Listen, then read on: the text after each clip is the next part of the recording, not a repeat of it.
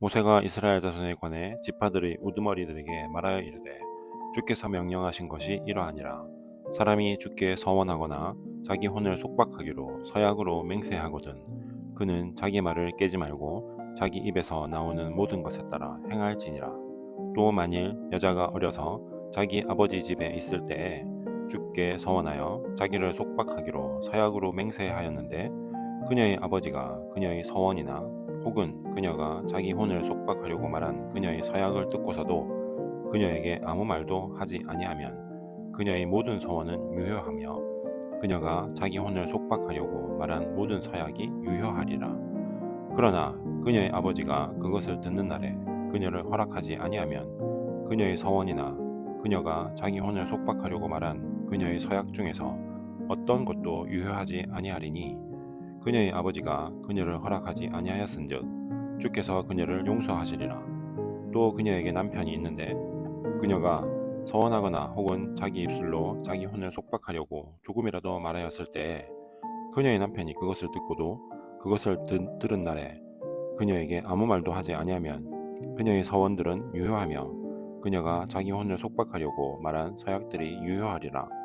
그러나 그녀의 남편이 그것을 듣는 날에 그녀를 허락하지 아니하면 그는 그녀가 서원한 그녀의 서원과 그녀가 자기 혼을 속박하려고 자기 입술로 말한 것을 무효로 만들지니 그러하면 주께서 그녀를 용서하시리라. 그러나 과부가 이혼당한 여자가 자기 혼을 속박하려고 말한 모든 서약은 그녀에게 유효하리라. 만일 그녀가 자기 남편의 집에서 서원을 하였거나 혹은 자기 혼을 속박하려고 맹세로 서약하였을 때 그녀의 남편이 그것을 듣고도 그녀에게 아무 말도 하지 아니하고 그녀를 금하지도 아니하면 그녀의 모든 서원이 유효하며 그녀가 자기 혼을 속박하려고 말한 모든 서약이 유효하리라. 그러나 그녀의 남편이 그것들을 듣는 날에 그것들을 철저히 무효로 만들면 그녀의 서원이나 혹은 그녀의 혼을 속박하려던 일에 관하여 그녀의 입술에서 나온 것은 무엇이든지 유효하지 아니하리니 그녀의 남편이 그것들을 무효로 만들었은즉 주께서 그녀를 용서하시리라. 모든 서원과 혼을 괴롭게 하도록 속박하는 모든 맹세는 그녀의 남편이 그것을 굳게 세울 수도 있고 무효로 만들 수도 있느니라. 그러나 그녀의 남편이 날이 지나도 그녀에게 아무 말도 하지 아니하면 그는 그녀의 모든 서원이나 그녀 위에 있는 모든 서약을 굳게 세우나니 그가 그것들을 들은 날에 그녀에게 아무 말도 하지 아니하였으므로 그것들을 확정하였느니라. 그러나 그가 그것들을 들은 뒤에 어찌하든지 그것들을 무효로 만들면 그가 그녀의 불법을 담당할 것이니라. 이것들은 주께서 모세에게 명령하신 법규로서 남자와 그의 아내와 또 아버지와 그의 딸, 곧 아직 어려서 자기 아버지 집에 거하는 딸에 관한 것이니라. 아멘.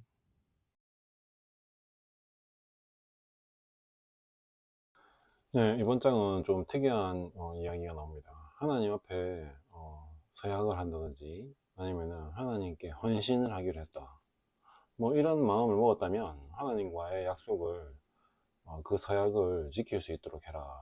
근데 단 딸인 경우에 또 어떤 남자의 아내인 경우에는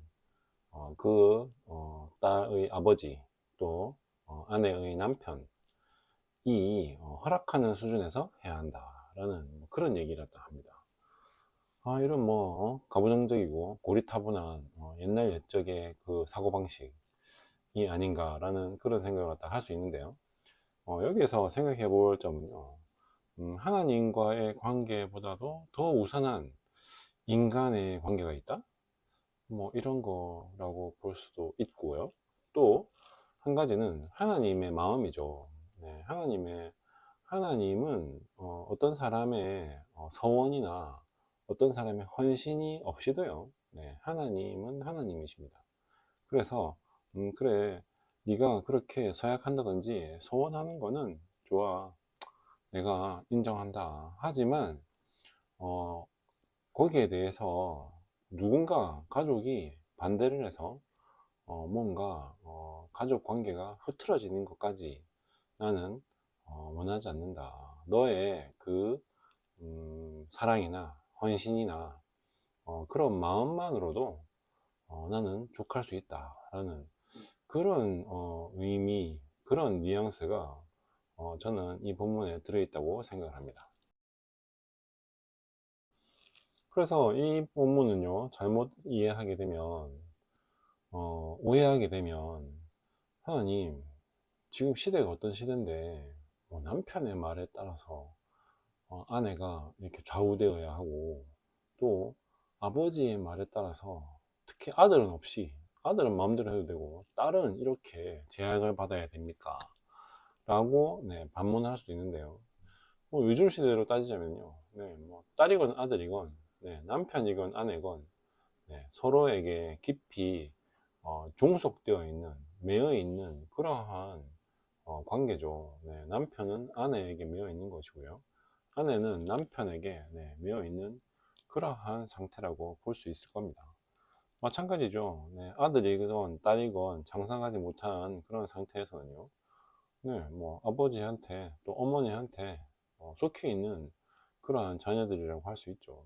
그러한 모든 인간관계, 특히나 가정 공동체 속에서 아버지나 또 가족들이 인정하지 않는, 또 동의하지 못한 그러한 하나님께 대한 헌신, 그런 것까지 굳이 해야 할 이유는 없다라는 그런 이야기를 갖다가 하십니다. 그러니까 헌신한 사람 입장에서 보면요, 아니 하나님 제가 이렇게까지 했는데 아니 그 정도 그 얘기까지밖에 못 하십니까? 야 너는 굴하지 말고 박차고 가정을 벗어나라, 이렇게 얘기해 주셔야 되는 거 아닌가요?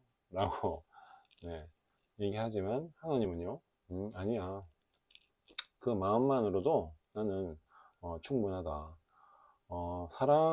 하나님을 사랑한다면 인간관계에 있어서 깨지거나 흐트러지는 일도 당연히 없어야 되지 않겠냐 라는 그런 얘기 하시죠. 그리고 딸이나 아내가 한 서약이나 서원을 깨뜨리는 경우에 그 책임이 아비나 또 남편에게 있을 경우에 그 책임은 당연히 그 아버지나 어, 남편이 지게 될 것이다 라는 그 얘기를 합니다. 네, 그래서요, 이것은 누가 누구에게 종속되어 있느냐 라는 그런 문제라기보다도요, 하나님께 대한 헌신은요, 가정 공동체에서 또 특히 부부 간에, 부모 자식 간에 원활한 소통, 또 공감, 이런 게 되지 않으면 사실상 힘들다. 하나님도 굳이 그렇게까지 안 해도 된다 라는 이야기를 갖다가 하시는 것이죠. 그래서 신약에도 그런 얘기 있죠. 네, 땅에서 풀면 하늘에서 푼다, 이런 얘기 있습니다. 즉 인간관계, 즉 인간관계, 대인관계에 있어서 내 주변 사람들과의 관계에 있어서 꼬인 문제, 특히 가족 내에서 형제들이나 자매들이나 또 여러 부모 자식 간에 꼬여 있는 그러한 문제들이 있죠. 네, 그러한 문제들이 있을 경우에 내가 하나님과의 관계만 바로 한다고 해가지고요, 그게 바로 되는 것이다. 하나님은요, 네, 그렇게 생각하지 않으실 수도 있다라는 것이요, 이 본문에서 느껴지는, 네, 맥락이죠. 그리고 또 자녀된 자로서, 또 남편이나 아내된 자로서 소망하고 또 기도해야 하는 어떤 당연한 제목 중에 하나가요, 소망의 틀이나 한계가 주권자에 따라서 결정된다라는 그런 부분입니다. 나는 어차피 하나님께 속했는데 그 이하에 속한 모든 인간관계는 그냥 무시해도 돼, 이런 게 아니라는 것이죠. 네. 그리고 내가 아무리 위롭고 사랑으로서 모든 것을 다 하려고 해도요, 주권자, 내가 속한 어떤 공동체나 조직이나 이런 곳에 있어서 주권자가 있죠. 그 주권자가 인정하지 않는다는 것은, 네, 아무런 힘이나 영향력을 가질 수가 없는 것이죠. 네, 그래서 우리가 권세자나 지리자를 위해서 기도해야 한다라는 어떤 그런 것이요, 이런 맥락과도 일맥상통한다고 생각을 합니다.